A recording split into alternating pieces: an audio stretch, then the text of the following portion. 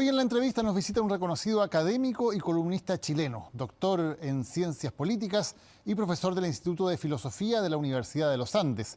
Es autor de libros como Nos fuimos quedando en silencio y Salvador Allende, la izquierda chilena y la unidad popular. Hoy presenta su nuevo libro Los inocentes al poder, que examina la historia del Frente Amplio en su camino al gobierno y la forma en que ha ejercido el poder. Hoy en la entrevista le damos la bienvenida a Daniel Mansuy.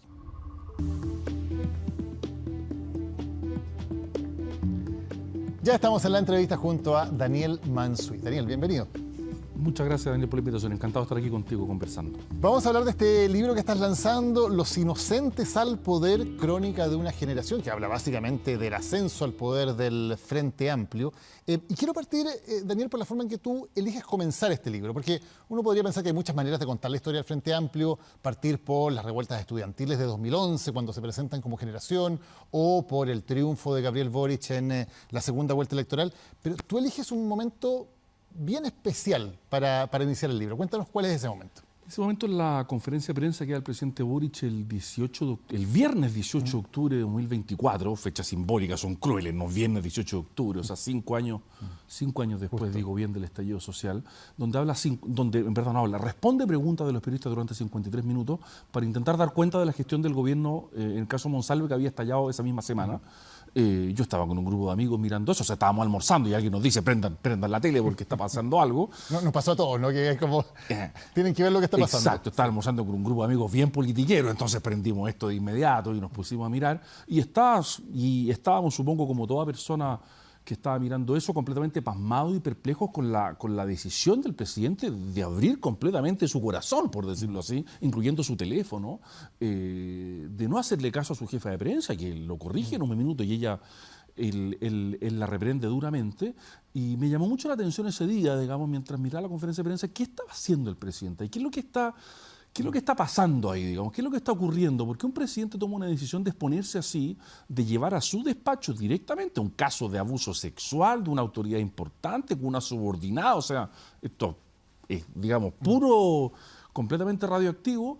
Y claro, y me fui dando cuenta con el tiempo, porque la volví a mirar esa conferencia, parece que el presidente ahí había querido ser auténtico, había querido ser sincero, había querido demostrar que él no estaba manchado para nada con lo que había ocurrido. Y me pareció que era un momento donde él se dejaba ver de modo muy transparente en sus defectos y en sus virtudes, digamos, porque obviamente la sinceridad es una virtud naturalmente, pero en política mal llevada puede convertirse en un defecto, y de hecho no habló más durante 100 días, claro, porque abrió más flancos de los que quiso cerrar ese día, ¿no? ¿Y por qué eso que demuestra el presidente en ese momento te pareció que era el punto preciso, el punto fijo para contar en el fondo la historia del ascenso del Frente Amplio al poder? Porque me pareció que el presidente, más de casi 2 años y medio en el poder, y llevaba ya cuando dio esa conferencia de prensa, o sea, ya estaba en el ejercicio del poder, ya le habían pasado cosas, perdió un plebiscito, 2 procesos constituyentes, elecciones, en fin, le había pasado de todo. Él seguía preservando la idea, o seguía queriendo conservar al menos la idea de que el poder no ensucia, no mancha, no corrompe en ningún sentido, y de que él podía seguir siendo auténtico aún siendo presidente de la República. Yo creo que me dejó muy claro que su voluntad inicial se mantenía más o menos incólume a pesar de todo lo que había pasado. ¿Y esa inocencia, Daniel, te parece que es, o sea, pulsión por la inocencia ante todo, por mantener esa inocencia aún en el ejercicio del poder, ¿te parece que es un factor constitutivo diferenciador del Frente Amplio? Yo creo que es un factor constitutivo del Frente Amplio y en particular del presidente, ¿no? La idea de que nosotros seguimos siendo los mismos. Fíjate tú, yo relato otro episodio en el libro cuando él ha salido a dialogar con megáfono con los movimientos sociales en la calle, a veces diciendo que está de acuerdo con aquellos que están protestando que es contra su gobierno. Él tiene una pulsión por ser el mismo dirigente estudiantil, por demostrarnos que no ha cambiado. Lo que en un sentido es muy extraño, porque si el poder no cambia, uno se pregunta, bueno, entonces ¿para qué está el poder? ¿Y debería cambiar el presidente Boric con respecto a esa idea de inocencia o de pureza? Yo creo que esa pulsión un poco adolescente que tiene no lo ayuda en el ejercicio del poder, y no lo ayuda a cumplir sus propios objetivos políticos, y lo deja parado en un lugar donde a él le interesa más bien demostrar su propia autenticidad personal que mostrar que los objetivos políticos se pueden cumplir. O sea, él prefiere preservar la inocencia, aunque sea estéril políticamente, a asumir que no se puede ser inocente teniendo poder, pero poder cumplir objetivos políticos reales. Y en ese sentido, cuando tú lo resumes, ¿no? Cuando dices que no es correcto decir que el presidente encuentra dificultades a la hora de habitar el cargo, que es algo que se ha dicho mucho, ¿no? Sino que le resulta imposible. ¿Por qué? Porque habitar el cargo supone que lo importante es el cargo y no la persona. Habitar el cargo supone que tú te despojas de tus condiciones personales, o sea, la dimensión puramente personal del presidente de la República no nos interesa. Le interesará a sus familiares, a su vida privada, no hay ningún problema, ¿no? Pero yo lo ejemplifico con Ricardo Lagos, ¿no? Lagos es mucho más importante que Ricardo. No sabemos quién es Ricardo, no nos interesa quién es Ricardo. Probablemente incluso Ricardo dejó de existir porque Lagos era tan grande el mismo que se lo terminó absorbiendo, ¿no? Gabriel terminó absorbiendo completamente al presidente Boric. Y en esas condiciones es muy difícil habitar el cargo porque, insisto, lo importante no es la persona de Gabriel, no son sus inclinaciones ni sus pulsiones personales, sino la manera en que está dispuesto a renunciar a ellas para ejercer un cargo que es más importante que la persona que lo ejerce. Ahora, Daniel, ¿hasta qué punto esto es propio del Frente Amplio o propio del presidente Boric y hasta qué punto es una nueva manera, digamos, de habitar o no habitar los cargos, ¿no? Porque uno podría decir algo parecido tal vez de bastantes líderes en la actualidad que parece que efectivamente importara más la persona, sus intereses personales, que lo que lleva el cargo como tal. Es una tendencia que uno podría ver también en otras partes del mundo. ¿Te parece que hay algo distintivo o particular? Sí, yo creo que hay un fenómeno generalizado y tiene que ver con la generación y con muchas otras cosas, pero me parece que en el Frente Amplio está particularmente radicalizado. Está particularmente, o sea, forma parte de su identidad constitutiva de un modo mucho más fuerte que lo puede ser en otro tipo de líderes que juegan más o menos en la misma cancha o hacen cosas más o menos parecidas, pero en el Frente Amplio esto me parece que es constitutivo de la identidad propia, ¿no?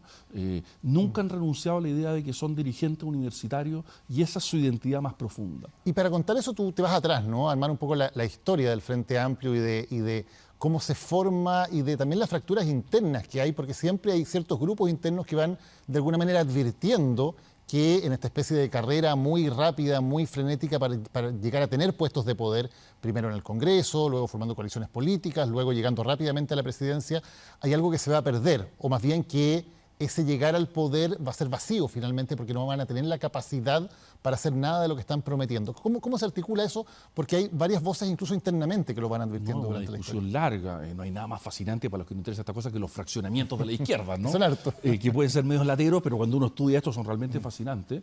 Y en el mundo de la izquierda, el mundo del Frente Amplio en particular, en el mundo autonomista, porque en el Frente Amplio confluyen muchas fuerzas y muchos grupos de distinto orden y con distintas ideologías también. En el autonomismo, que es el mundo de la Chile, formado por Carlos Ruiz, de donde viene el presidente Boric, ese mundo tiene un quiebre muy profundo en un minuto, porque los autonomistas más duros, más originales, expulsan al presidente Boric del partido, que era diputado en esa época, precisamente porque ven en el presidente Boric, el entonces diputado, una tentación caudillista, ¿no? O sea, una tentación de ir a buscar los votos sin construir arraigo social. Y por tanto advierten algunos de ellos de modo muy preclaro, muy lúcido, a mi juicio dicen, si vamos a buscar los votos sin construir poder social previo a los votos, esto va a ser una estrategia electoralista que va a chocar con el muro a la hora de las grandes transformaciones. ¿Por qué esto es importante? Porque el autonomismo surge como un movimiento que critica a la izquierda de la concertación, que critica la renovación socialista, precisamente porque no está a la altura de los desafíos o de los objetivos de la izquierda. Entonces es muy importante para el mundo autonomista tener un diagnóstico de por qué la izquierda se frustra cuando llega al poder. Y el diagnóstico del autonomismo es: hay que construir poder social antes de ganar elecciones, porque si se ganan elecciones sin poder social, tú ganas la elección, celebras la elección y una vez te encuentras en el poder y terminas siendo un reformista más de centro-izquierda socialdemócrata. Esto lo dijeron los autonomistas hace muchos años, digamos, pero en verdad describen el derrotero del gobierno del presidente Boric muchos años antes que el presidente ganara. El propio Gabriel Boric lo dice en un momento, algún tiempo antes de ganar la presidencia, tú lo citas en el libro, que dice que si el Frente Amplio llega a ganar pero sin tener la sociedad de su lado, va a ser un rey en pelotas. Exactamente, lo hizo en una muy buena entrevista. Si es que ganamos, si no gobernamos con los movimientos sociales, en verdad no estamos haciendo nada, no estamos cumpliendo con nuestro objetivo. Por formularlo así, el mismo Gabriel Boric nos pone el estándar con el cual debe ser juzgado su gobierno o evaluado su gobierno. Y en ese sentido es un fracaso, porque un gobierno que a cada cual le podrá gustar más o menos, ¿no? Pero se parece más incluso a los gobiernos de la Concertación que el de la nueva mayoría, que me parece que fue más reformista que este gobierno. ¿Tú dirías que ha sido menos reformista incluso que la nueva mayoría? Yo creo que ha sido menos reformista que la nueva mayoría. O sea, la nueva mayoría impulsó ciertas reformas importantes. Este gobierno no ha impulsado reformas de ese tipo importantes para la izquierda. Lo quiere hacer con el FES.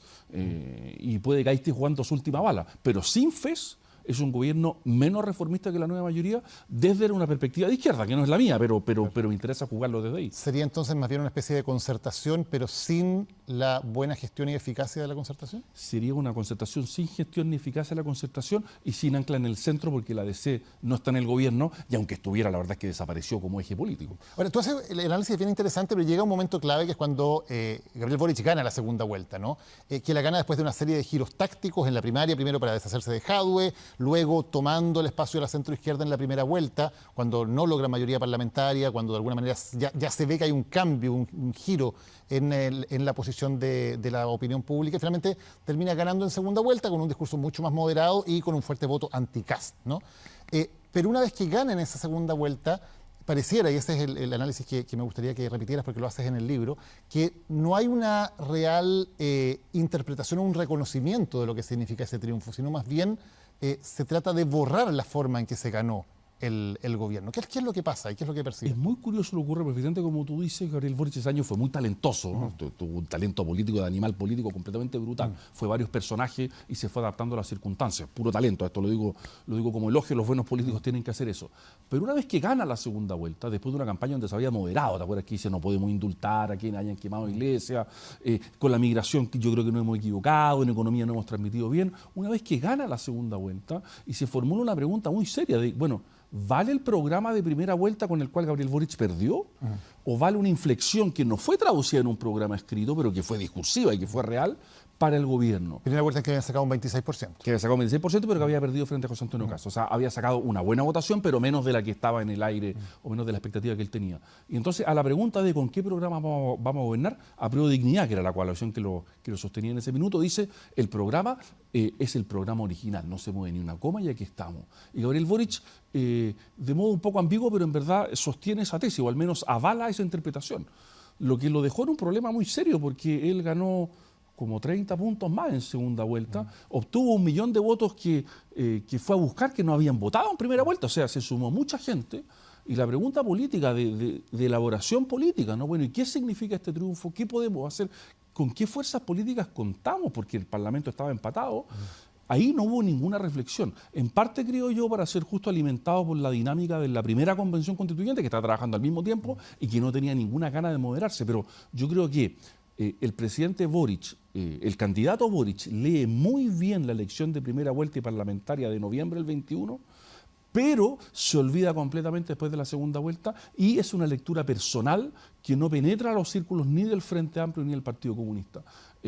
Porque fue una elección donde, yo lo puedo entender que cuesta, donde después de la elección de convencionales de mayo, donde la izquierda había arrasado, bueno, en noviembre del 21, en primera vuelta, la derecha vuelve a decir, estamos vivos. Hay que recordar que en mayo del 21 muchos pensamos que la derecha en Chile simplemente que se había acabado. Cuando no gana ni siquiera el tercio en la convención. Era una derrota equivalente al 65, o sea, cerremos por fuera, ¿no? Y en noviembre, unos pocos meses después, la derecha existe, la mitad del Parlamento, y Kast gana en primera vuelta.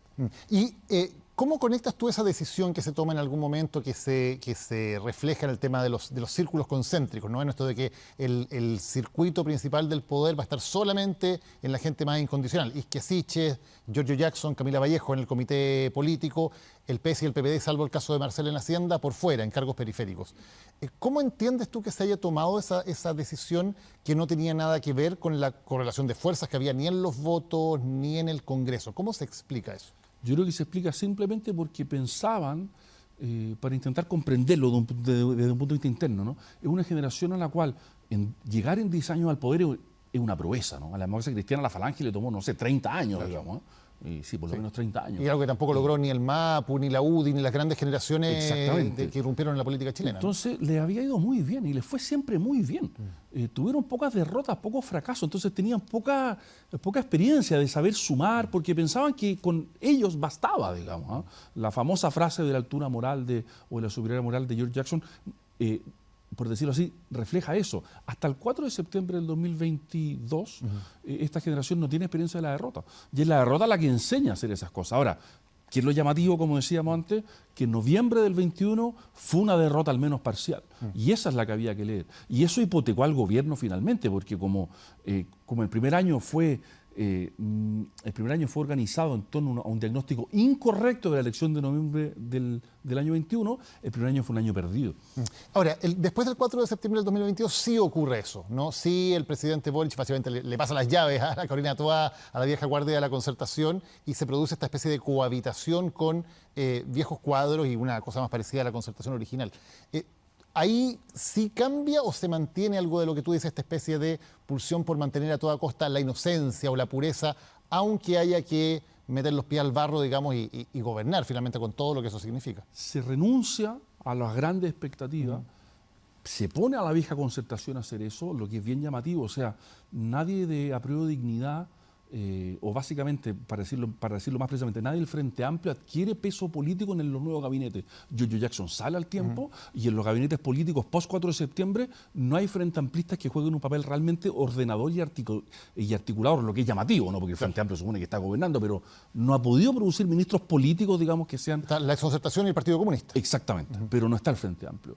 Y lo que mantiene el presidente es decir, entregamos las llaves, efectivamente hay una renuncia importante, yo creo que ese cambio de gabinete, la derrota es el 4 y ese cambio de gabinete el martes 6 por la mañana, o sea, es inmediato, no, el presidente entiende que ahí está en juego algo importante. Pero hay ciertas cosas que él se reserva. Y lo que a mí más me llama la atención es la famosa decisión que toma el 31 de diciembre de ese mismo año, o sea, 3 meses después, de indultar. El indulto era una promesa asociada al, lo voy a poner entre comillas porque yo sé que el término jabonoso y es polémico, al octubrismo, digamos, o a lo que se llamó octubrismo, o sea, era una promesa vinculada a la vocación, a la vocación más originaria del Frente Amplio, pero con la cual la Concertación o Carolina Toá no tenía nada que ver. Y él quiere mantener la pulsión por la inocencia en algunos gestos que se reserva. O sea, le pasa la llave a Carolina Toá, pero dice, hay algunas cositas en las cuales yo quiero seguir siendo fiel a mí mismo, y el indulto a mi juicio es la prueba más fiel de eso. El indulto yo creo que es un momento muy importante porque ocurre muy poco después del plebiscito y ahí el presidente quiere decir, yo sigo siendo el mismo a pesar de todo. Sigue siendo la misma persona, aunque no esté ejerciendo en el día a día como realmente el jefe de gobierno. Exacto, renuncia a la dimensión ejecutiva propiamente de gobierno, pero no renuncia a todo, no renuncia a seguir siendo fiel a sí mismo. Y eso es lo que se vuelve a ver o quiere volver a demostrar ese 18 de octubre cuando hace esta comparecencia ante la prensa por el caso Monsalve. Es exactamente la misma dimensión, o sea, en otro plano, porque era otro problema, él quiere demostrar que él está libre de toda culpa y está dispuesto a mostrar su teléfono como mi hijo adolescente cuando discuto con ellos, digamos, mira mi teléfono, papá, digamos, esa era la gestualidad, para convencernos a nosotros de que él no tuvo absolutamente nada que ver. Y no nos convenció, por supuesto, pero por tratar de demostrarnos su sinceridad total, él está dispuesto a pagar un costo elevado. Esa conferencia de prensa, por favor, no es improvisada en el sentido de que el presidente es un político talentoso. O sea, si hizo eso es porque sabía que había bienes en juego que él consideraba importantes, no lo hizo en un capricho. ¿Y cuál es el bien que consideraba importante? Que su sinceridad no quedara manchada por ningún costado en el caso Monsalve. Aunque eso significara exponer a la presidencia de la República, porque uno entiende que en estos casos siempre hay cortafuegos, ¿no? Y en este caso había cortafuegos evidentes, partiendo por la ministra del Interior y todas las personas que estaban en esa discusión, que se activan para evitar que una crisis tan grave como esta llegue directamente a la presidencia de la República.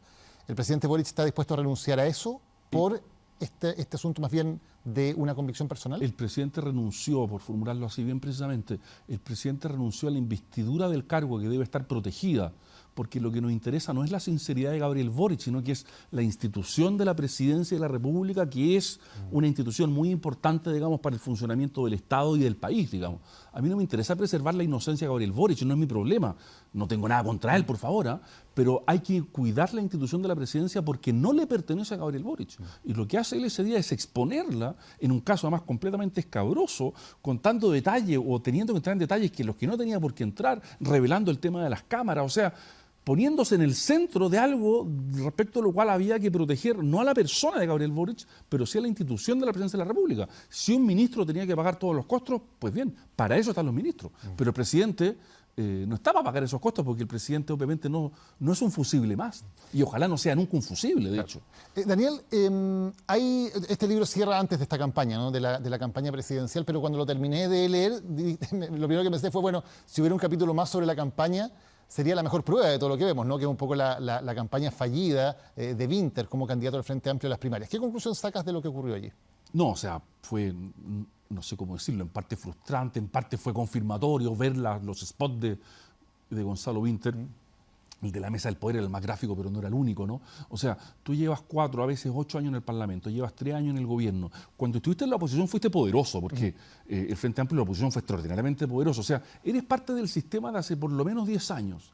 Y cuando pones la mesa del poder, tú estás fuera de la mesa del poder. Entonces eso para mí refleja exactamente lo que yo quiero explicar en el libro. Fue muy performativo ese spot. Es como, yo soy completamente inocente, hay otros que son culpables, la culpa siempre es de otros, aunque yo a esta altura ya soy pieza integral de este mecanismo de poder. O sea, la idea de nunca asumir que soy poderoso y que por tanto tengo que asumir las responsabilidades por el poder que ejerzo y por tanto no estoy nunca completamente limpio de lo que pasa en el país. Fue una campaña hecha como si no hubiera pasado nada entre medio. O sea, uno se imagina una campaña de Beatriz Sánchez el 2017, de Gabriel Boric el 21, igual que la de Boric, perdón, que la de Winter el 25. Hay un problema ahí, yo creo. Bueno, y de hecho los electores, digamos, ya no creyeron, ya esta película ya la vi, ¿no? ¿No hay una cierta confesión de que ser ineficaz en términos de decir, bueno, nosotros realmente no hemos tenido el poder, no hemos podido hacer nada porque el poder nos pasa por el lado, aunque estemos instalados en la moneda? ¿Eso no permite un poco preservar esa inocencia? Porque finalmente cuando se hace un spot o una campaña como esa es diciendo, bueno, nosotros estamos en el gobierno, pero realmente nosotros aquí no somos los que tenemos el poder en este país. Hay una cierta idea de mantener esa inocencia por la vía, incluso de decir, somos ineficaces, somos impotentes para hacer cualquier cosa. Claro, o sea, prefieren, voy a decir 2 cosas sobre esto, prefieren pasar por impotentes, digamos, por no tener ninguna capacidad de incidir en el país, a verse como poderosos a sí mismos por un lado, y por otra parte, por supuesto, está la idea de que quieren preservar esa condición a toda costa, ¿no?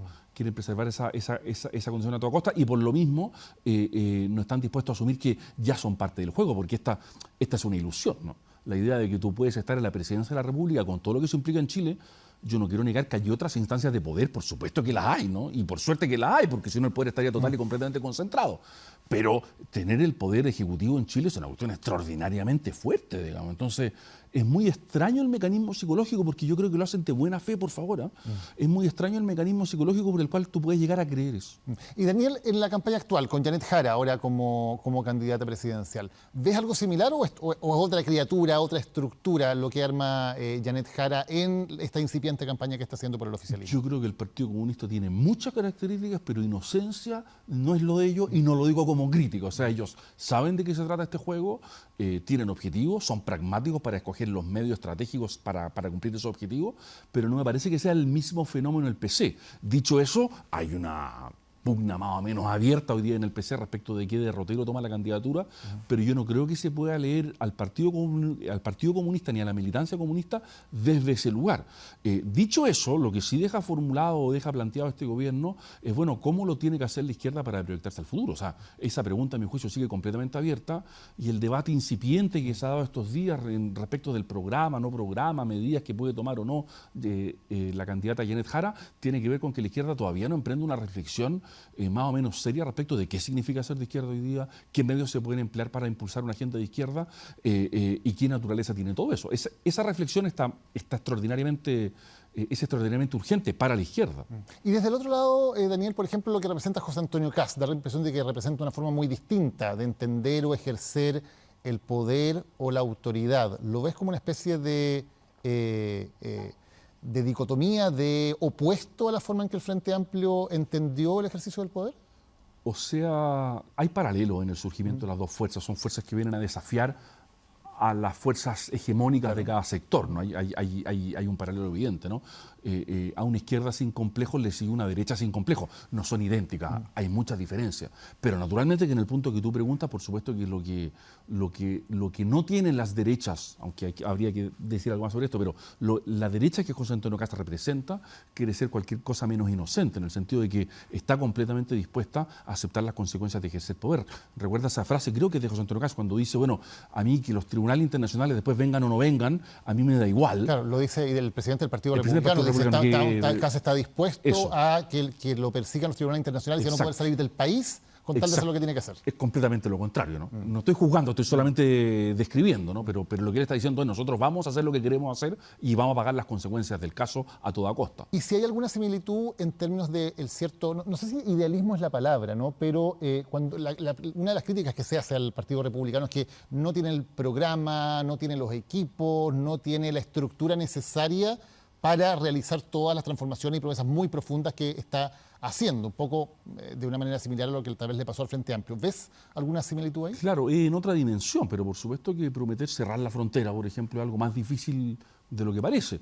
Y por tanto hay una tentación por hacer promesas de ese tipo.